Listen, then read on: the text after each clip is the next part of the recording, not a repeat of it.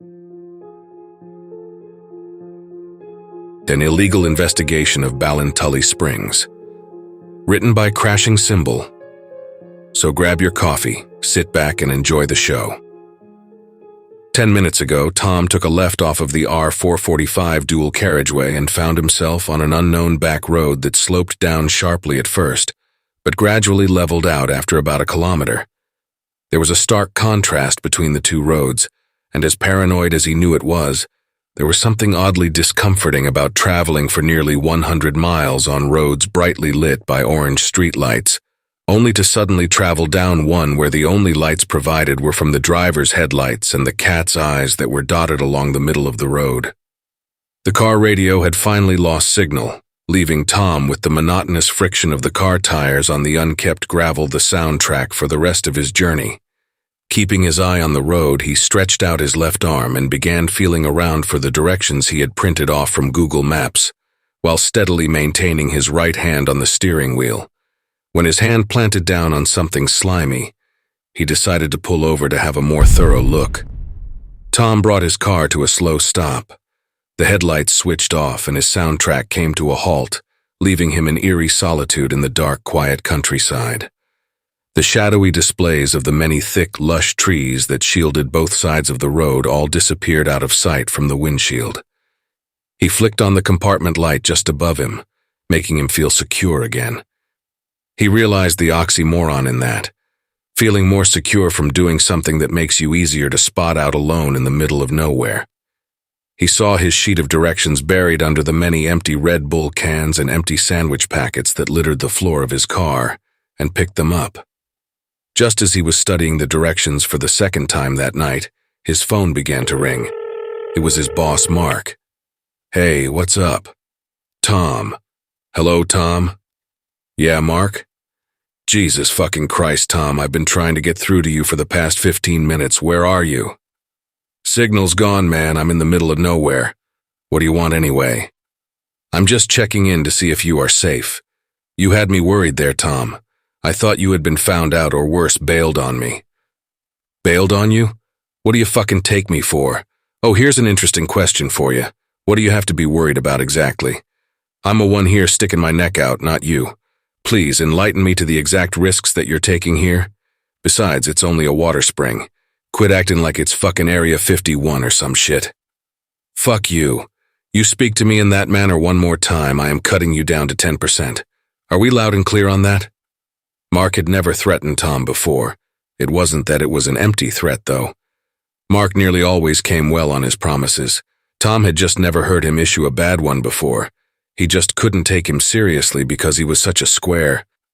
The first time that Tom had met him, he was sitting in his office and was wearing a checkered red and white shirt that was 2 sizes too big for him, along with this really short, horrific fluorescent green tie. Covering his face were wide, thick glasses that enlarged his beady little eyes to 3 times their size. He had badly receding hair that was greasily slicked back, with little curls that flicked up uncontrollably in different places. However, the one thing that Tom would never forget from that moment was when he laid his eyes on the framed poster of Magnum PI just above his desk. That, and the very first thing he had ever said to him, "I'm an Aquarius," before pointing to another framed poster of star constellations on the far wall. After that encounter, Mark earned the behind-his-back nickname of Asquarius, something which Tom was certain he was still unaware of. Tom imagined him to be the very last person that he'd be doing something this illegal with. All right, I'm sorry, man. I'm just a little on edge about this whole thing. Don't worry about me, though. You know you can count on me. At the moment, I'm just parked up on the side of the road about maybe 5 minutes from the spring. I think there's 3 right turns coming up. Yeah, 3. I'm just trying to find out which one it is." "Okay. I printed out directions a few days ago as well, now that I think of it. I don't know where they are at the moment, but I'll look them up on my phone anyway. As far as I can remember, though, it was the first right." "Yeah, man, the first one that sounds just about right." Tom flicked over the page. "Yeah, first one." "Okay, you're doing great so far, Tom. I knew that I could rely on you. Remember, all you have to do is get in there, take a video, a few pictures, find whatever you can, and then just get out of there." I wish it were that easy, but thanks anyway. Tell me's well, why am I not allowed to use a proper camera? The video has to look amateur. Use your phone only, Tom, nothing professional. Just capture the footage for me, bring me your phone, and then I will do the rest. Okay, thanks. See ya. Wait, Tom, one more thing if I may. When you didn't want to hear it, Tom's voice seemed more intimidating than annoying, with Tom expecting the latter. Do not fuck this up for me. The hang-up click was the most supportive thing Tom had heard all night. All right, see ya. Fucking asshole, he uttered, not before checking the phone to make sure he was gone. Tom slid his phone back into the pocket of his trousers, stretching the denim as wide as it would go with his thumb and index finger. He turned around to walk back to his car, having mindlessly wandered a few feet forward while on the phone to Mark. He fixed his gaze on the compartment light still emanating brightly from his car, each step shifting his vision of the light up and down in the vast, pitch-black surroundings, almost like he was approaching the light at the end of the tunnel.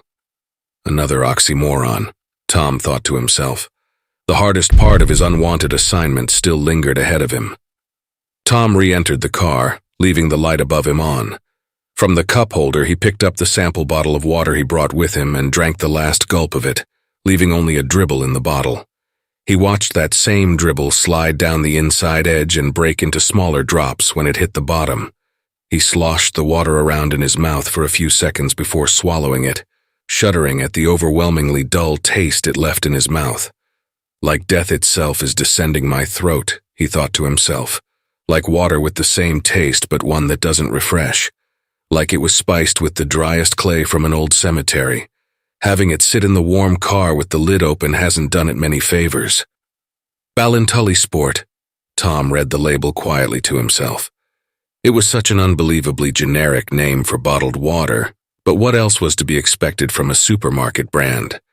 Tom always had this stuff in his press back home, and many of his colleagues had brought this same water to work with them every day. It was an odd morning, though, when nearly everyone there, including himself, had all noticed and then complained about, at nearly the exact same time, just how badly the bottled water had suddenly tasted. Bottled at source at the Ballintully Springs, he continued whispering. Tom pinched the cold, jagged metal of his car key, using it to drag his whole set across the dashboard. The key rings made a strange warping sound when they slid down the curved edge, then briefly jingled while they were dangling mid-air before eventually steadying. Just as he was about to flick the compartment light off again and set out on the rest of his journey, a loud rustling from the bushes caught him off guard and locked every muscle in his body. The horrid taste of the spoiled water returned. Tom kept the switch locked between his thumb and index finger, and turned his head so slowly he could feel the muscles in his neck loosen again. As he was lifting his hand back down from the light, the mysterious rustling returned, only this time it was louder and longer. The source of the sound shuffled around and changed in volume, like whatever it was thrashing around in a struggle. Tom jammed the key into the ignition when the sound got closer for the third time, and turned the key when it eventually quietened down again.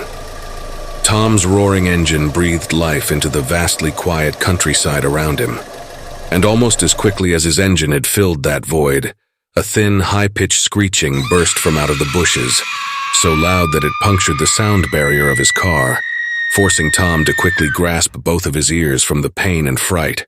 Tom shrieked from the pain, fixing his eyes on the shaking empty Red Bull cans which he could feel clattering around at his feet. Realizing that the unexpected screech had sent Tom into an immobile reflex stance, he shot back into action, twisted the key planted in the ignition and smacked both hands down on the steering wheel. He clasped desperately for the gear stick and slammed his foot down hard on the accelerator. When his beaming headlights lit up the country road that accelerated towards him soon after, and the intolerable wailing quickly dissolved into silence, relief washed through Tom's quivering body like cobwebs hosed from between the gaps of a steel gate. Tom reconnected with his surroundings after a few seconds, having succumbed to the surrealism of what he had been through. He only realized then just how dangerously fast he was actually traveling. He lowered his speed and tried to steady his focus, something he found difficult with his heart pounding into his ribcage and his ears ringing themselves numb. He continued down the road, his thoughts so occupied with what he had just heard that he nearly missed the first right for the springs. He hit the brakes suddenly, bringing the car to a burning, screeching stop. He turned right and continued down this road for a few minutes, his speed varying by how deep he had drifted off into his own thoughts. After a while, he came to an entrance. It was a gap in the hedges which consisted of a small trapezoidal patch of large gray pebbles that separated a small wooden fence away from the road. He drove onto the pebbles, his rubber tires popping and crackling them noisily under the weight of the car. Tom turned on the headlights to get a better view of the field behind the fence. Why didn't I bring a torch? He thought to himself. Initially, the field looked very basic, just like a regular acre of grass for raising cattle. This can't be it, he thought to himself. Where's the valley? Tom approached the fence with caution. His headlights reflected a small plastic sign that was attached to the fence with black cable ties. These premises are protected by Kennedy Security, it read. When Tom reached the fence, he spotted a small valley that sloped down about a couple of 100 meters to his far left. Ballintully Springs. He was now certain that he had found them. Tom pulled his phone out from his pocket and rang Mark. "Hello, Tom," Mark answered after 2 rings. "Hey, I found it. The springs?" Good. Now remember our arrangement. You get in there, pictures and video, then you find whatever you can and you get out. And please try to be as quick as you possibly can. However, having said that, Tom noted a threatening change in his tone. You are not to come back to me empty-handed. If you do, you are done. Not just with this assignment, but with this company too. It's as simple as that. Are you serious? You're putting way too much pressure on me here, man. Mark paused for a second, then let out an impatient sigh. All right, Tom, you listen to me, and you listen to me closely. I am really fucking serious about this, Mark hissed, and I'm starting to think that you can't quite understand just how serious I am. Mark was beginning to really frighten him. The sudden venom in his tone had completely whitewashed Tom's preconceptions about him. All right, please, just calm down, man. You do not tell me what to do, I wasn't telling, I was just... You do not tell me what to do, he repeated, roaring into the crackling phone. And you definitely do not fucking interrupt me when I am fucking talking to you. You'd be doing very well to know where you stand with me, you ambitionless, dead-end, slacking imbecile. I will spell this out for you just one more time, and you better make goddamn sure that you let me drill this right into that thick fucking skull of yours. I am the one who is giving the orders here. I am the one who tells you what to do. You do not tell me what to do. In fact, you don't even tell anybody in my company what to do. It's me to you. You stumble in late to work. You look like something a rat dragged out of the ditch, and you half your day away twiddling your thumbs, contributing nothing but speculative drivel to this paper. If this was any other way, I still wouldn't be the slacker who is way out on some lonely back road carrying out every order that is barked at them on the phone. If we had switched roles, it wouldn't even be 3 minutes before I would be all over you like a white rook on a black pawn. You know what, Tom? I will gladly sit here and listen to whatever reasons you can come up with to try and whisker yourself out of this one. Go on. Please. Entertain me here. If Tom was not convinced that Mark could hear him shaking over the phone, he would have thought he was as silent as this night was cold. A long, wordless few seconds passed before Mark spoke again. That's what I thought. You do not tell me what to do here, Tom. You are the one who works for me. It isn't the other way round, and it never will be. Tom remained speechless. He could almost feel Mark's heavy, wet breathing coming through the speakers and sprinkling his right ear. He brought his phone down parallel to his chest and held it tightly in his hand, feeling a dizzying mix of blind rage and confusion. Slowly, he lifted the phone back up closely to his ear. What is your obsession with this? He asked softly, trying his best to compose himself. Don't you get it at all, Tom? He replied, sounding more condescending than angry this time. The foul-tasting water and how all those people are getting sick from it. The weeks and weeks and eventually months of investigations only for them to come up with nothing, not even a trace. All that hard work that has been put in only for them to find no detrimental cause. People out there have been doing all this hard work, but they've been doing it all wrong. What do you mean? You do know I'm talking about the Ballintully scandal, right? He asked mockingly. You know, the case you're currently working on? Of course, Tom replied, progressively finding it harder to suppress his temper. Hey, what do you know? You actually got something right. Mark paused for a moment after he said that. Tom remained silent. Think about it, Tom. All those investigations that were conducted at the filtering plant, all for nothing. The answer has been floating around in front of everyone this whole time, but they have all been too busy with wondering why not, instead of reaching out, grasping it, and finding out what is. Mark, I mean no disrespect to you here, but you're just telling me stuff I already know. I want to know what the deal is with you. Tom, why is it that when this began, the immediate assumption was that the company is at fault? What about the actual source of their water? Why has nobody thought that maybe, just maybe, the source of the water, the Ballintully Springs, are what the problem is? It's fascinating the extent to which people have just conveniently ignored it. Convenient? I say convenient because it plays right into our hands, but I'm not going to risk us letting this go unnoticed any longer. Eventually, we are going to be beaten to it. We have the opportunity here to grasp onto something that will make us big. We're going to break this scandal right open, Tom, and the public will be in disbelief at how blind they've been. Think about it, Tom. It'll be hailed as a landmark moment in journalism history, and the two of us will be at the center of it all. Over some scandal at a mineral water company? I know that it doesn't sound like a big deal, and to be quite honest, it really shouldn't be, but the media, the public, the mystery surrounding it, and the failure to find any concrete evidence to support just what is going on. All of that together has blown this story way out of the proportions it should have never been in the first place. When we revealed that the answer was so simple all along, and that nobody up until us had even thought to look a little more closely at all the details, it'll be talked about for weeks, months on end. People will remember this story for years to come, but most importantly, they'll remember us. The ones who revealed it overnight, and the ones who brought a common-sense approach to an overcomplicated incident. The ones who actually decided to try to get the full story, instead of all the rest who just went along with milking a cash cow dry. We have a chance to make that history, to make big names of ourselves. You should not deny yourself of that, Tom, and I will be hung out and left to dry before I let you even try to deny me that as well. I'm beginning to understand, Tom lied. I'm sorry, Mark, I should have known better.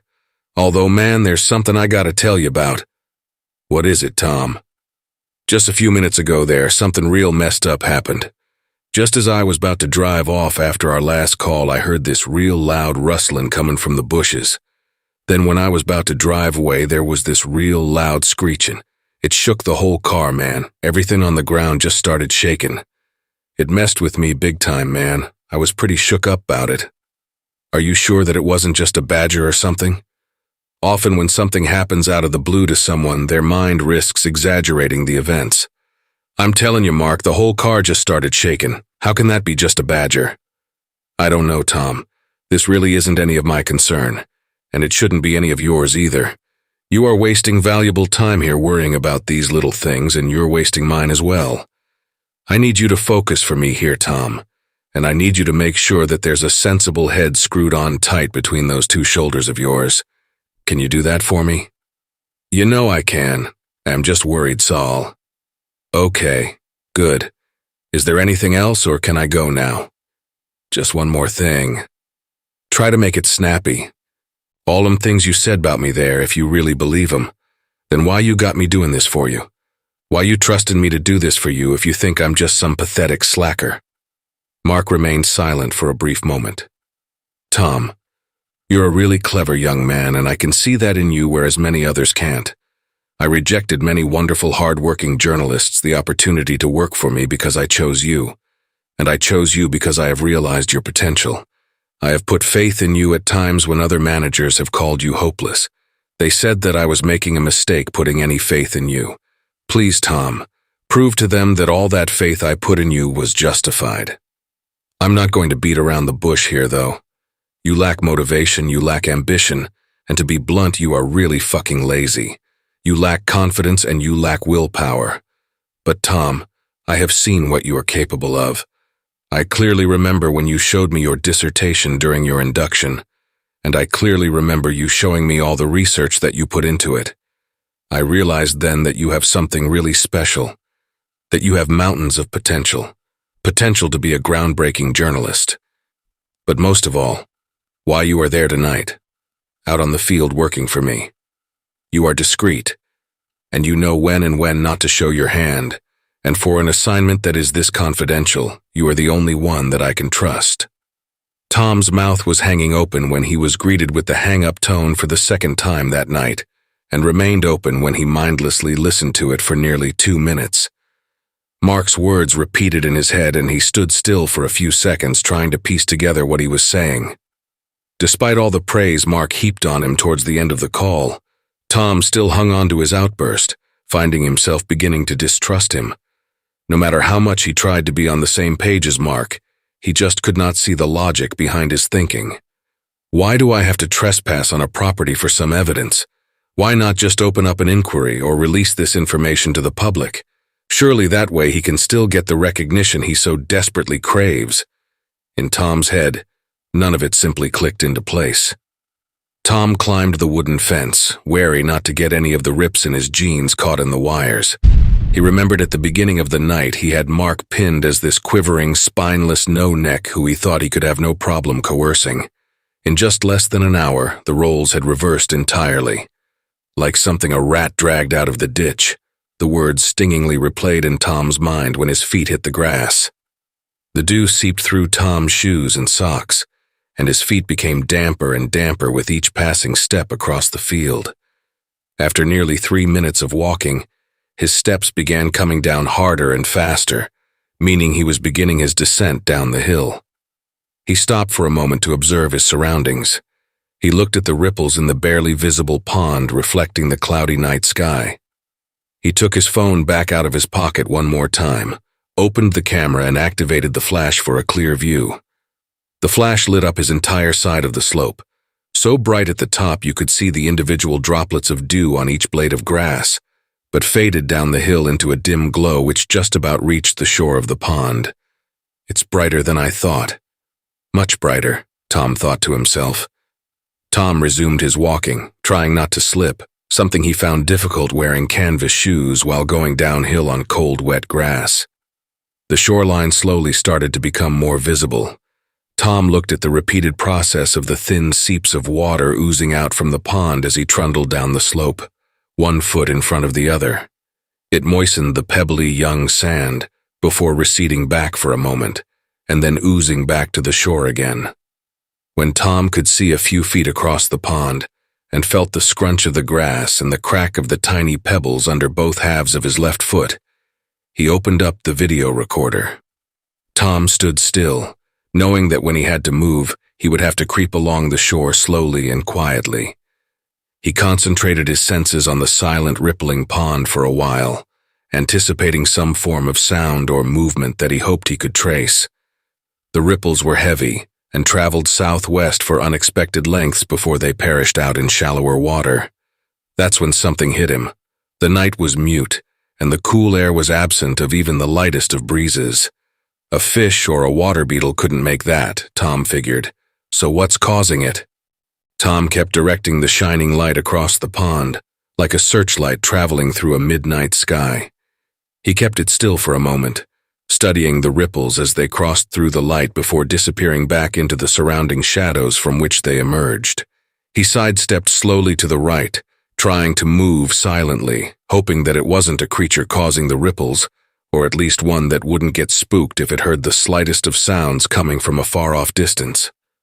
Tom meticulously controlled every muscle in his body, making sure not to make any sound that could scare away whatever it was causing the rippling.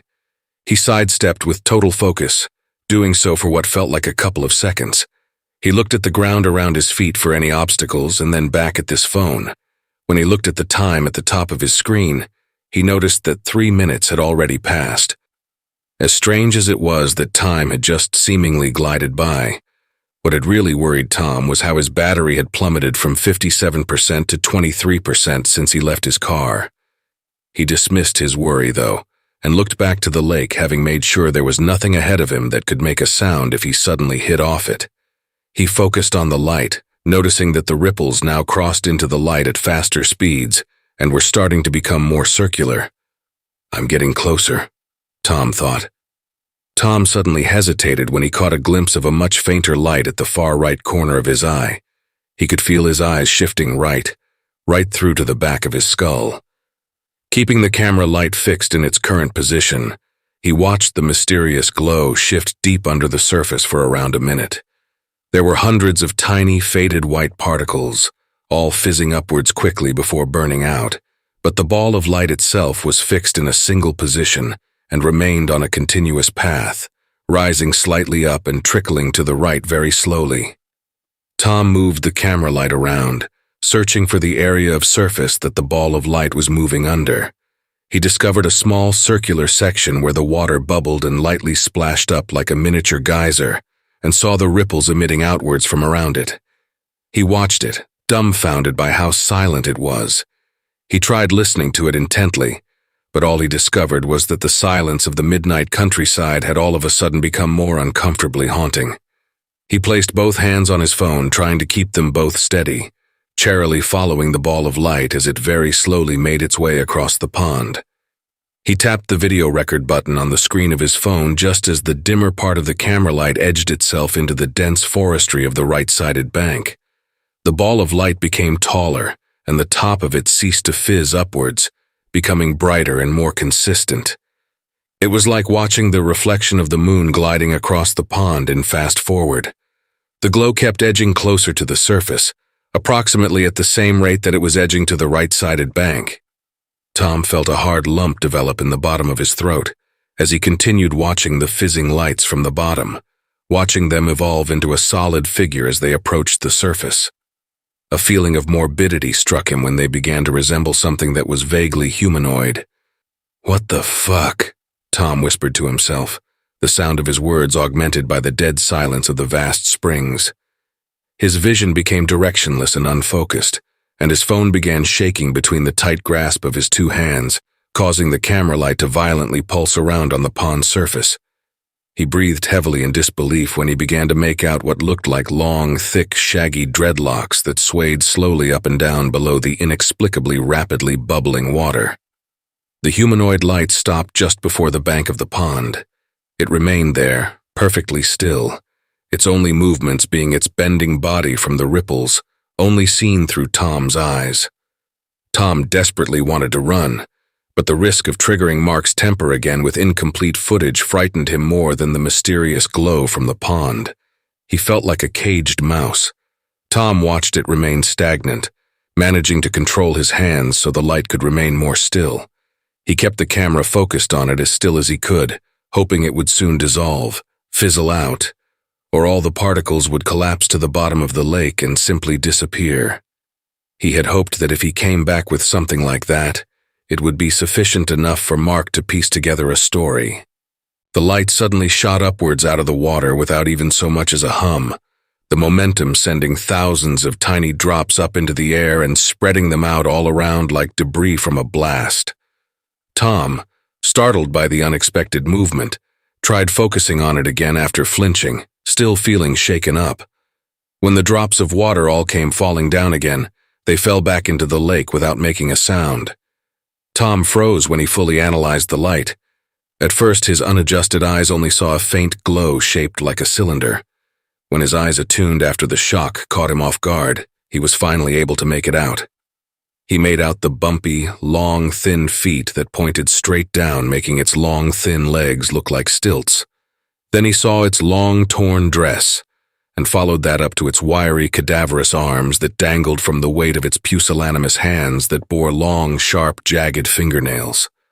Up and up he followed it to its shaggy, clumpy, waving hair that crowned a head that hung at such a low angle it looked like the top of its spine had been slowly bent and then suddenly snapped, flinging her head so quickly forward that it opened cracks in the soft, decayed flesh on the unkempt skin of her neck, like a rubber that had been stretched outwards from a child trying to push the two ends of it together. The camera began violently bouncing around again. Tom tried to reason with himself, but her outward intrusion drained all the logic out of his mind. The only thoughts Tom could muster were the racing thoughts of the light's physical appearance. He watched the glowing being levitate through the footage he was capturing on camera. Like her, Tom was frozen still, and was trying for the second time that night, for different reasons, his very best not to make a sound. The being remained completely still, levitating above the pond, with gradually less and less drips still mutely tapping into the pond as the seconds dragged slowly by. Tom continued to watch the motionless being through the recording video, peculiarly curious as to when it would finally start moving again, but terrified by the thought that it was going to start hovering towards him. He felt a shrill breeze caress his skin, feeling the stimulation of goosebumps prickle all down his arms and then all over his torso. His face and neck, the only parts of skin unsheltered by his clothing, felt like they had been sprayed lightly with water from a bottle and then swiftly frozen over. He continued to gaze at her on the screen of his phone, but the being only remained still, hovering in its fixed position above the water, its head slumped down into its chest, her crown pointing towards the dense cluster of trees on the right bank. Tom tilted his head up slightly and tapped the top of his phone to check its battery life. That's when he noticed there was a pale, inward crescent of light sheltering the peak of his vision.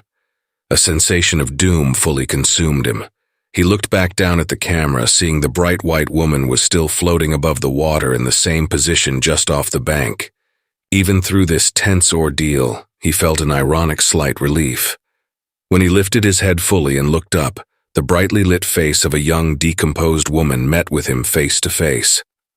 Tom screamed, stumbled a few feet back while scrambling the phone between his hands, before dropping it onto the sand a few feet to his right.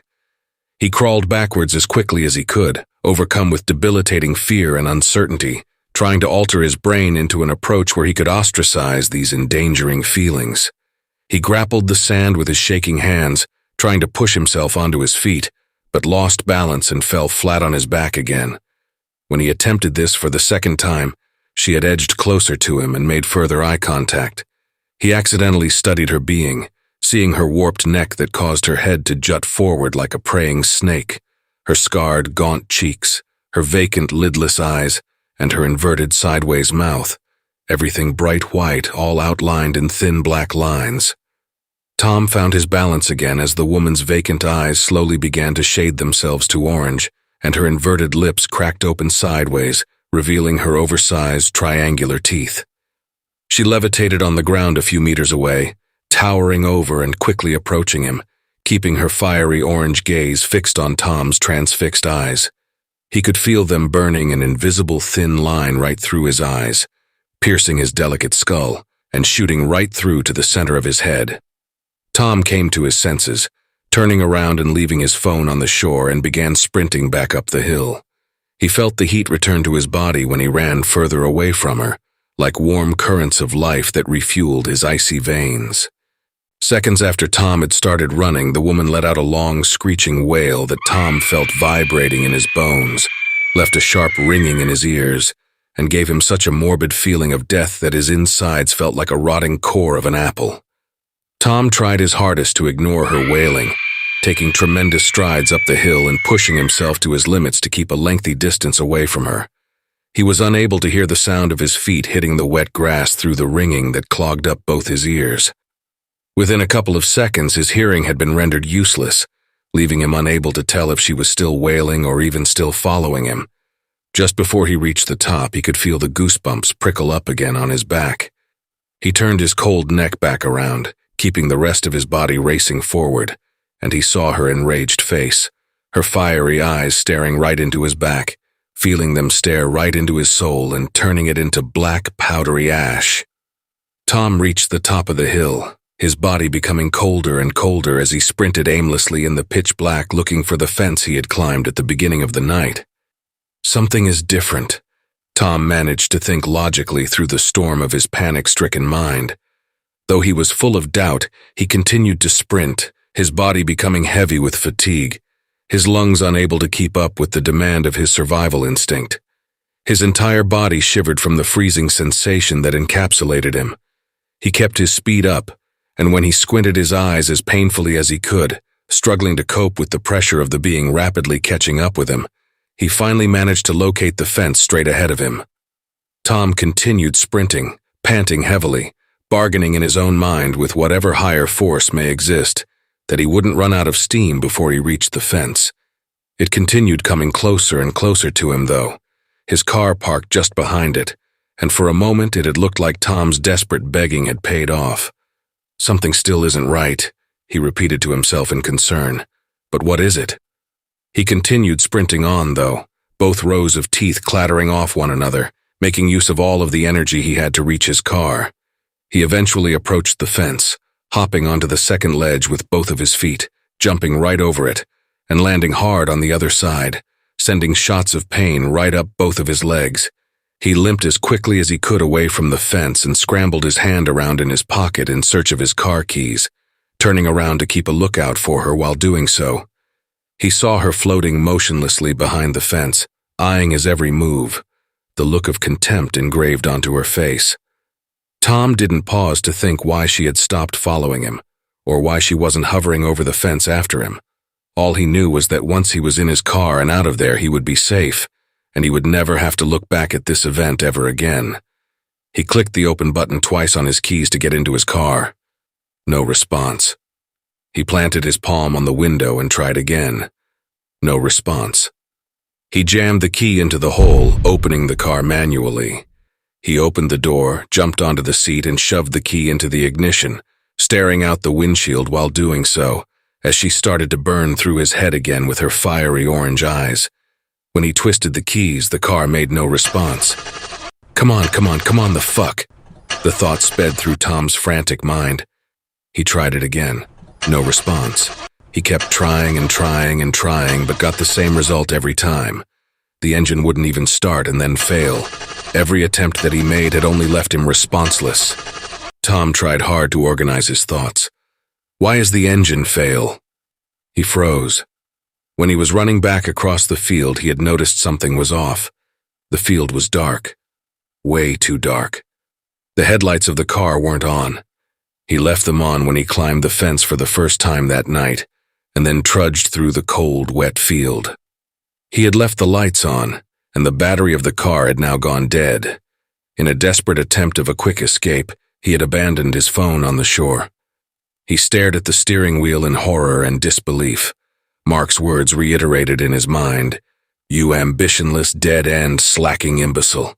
As if their minds were synchronized, she rose above the fence and into the air, then levitated forward until she was out of sight from the windshield and her glow emanated to just above the bonnet.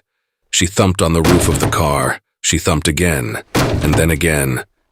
With the fourth thump, there was an ear-wrenching, splitting noise, and her shining white hand and long, sharp fingernails broke through the steel roof of the car.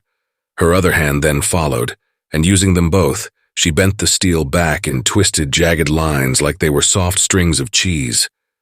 Tom stared up at her glowing orange eyes, her inverted mouth opening sideways, revealing those gruesome, long, sharp teeth. A string of saliva dripped from her mouth and onto Tom's cheek, instantly freezing and stinging him. Her hollow cheek sank inwards as she breathed out a freezing cold breeze from between her jagged fangs. Tom's eyes filled up uncontrollably with tears as she let out one final earth-shattering wail. The car began to shake, and Tom quickly became deaf within a few seconds. Tom stared into those burning, empty orange eyes as she pulled herself back up towards the night sky. Her bright white hands remained clutching onto the edges of the jagged hole she ripped open. Her arms stretched back elastically to impossible lengths. Tom shifted his head lightly to the side and saw drops of blood fall onto the seat from what he presumed was one of his ringing ears. His boiling hot tears stung his face as badly as her cold saliva had, but when he tried to lift his hands to wipe them away, he found his muscles had been frozen solid.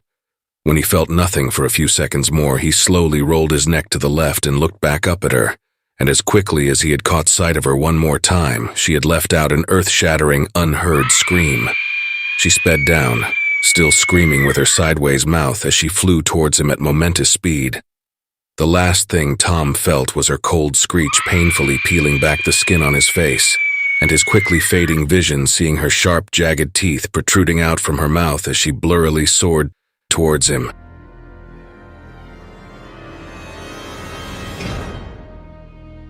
Hey family. A very big thank you to CrashingCymbal for allowing me to narrate such an awesome tale. Be sure to check out their Creepypasta fandom profile for more of their awesome works. If you would like to support us and make a donation, I'd be very much appreciative. I do have PayPal and a Buy Me a Coffee account. Be sure to also check out our merch store. There are plenty of items and designs to choose from. If you enjoyed this video, then why not check out the next one? Here, on the right-hand side. You can also follow us. All my socials and all my other links are contained within the Linktree link below. Take care, everyone, and I hope you all have a wonderful and peaceful night. And don't forget, where fear is, happiness is not.